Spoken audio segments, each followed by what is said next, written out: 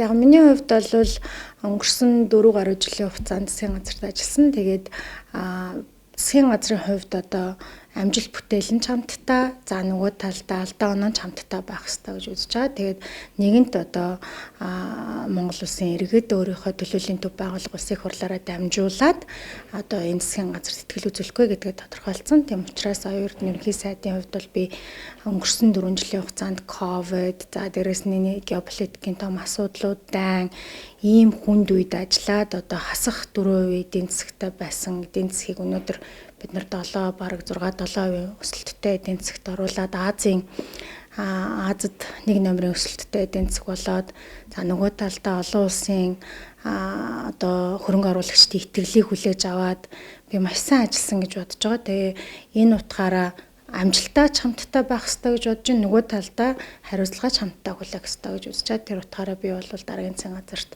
ажиллахгүй гэдэг бодолтой байна.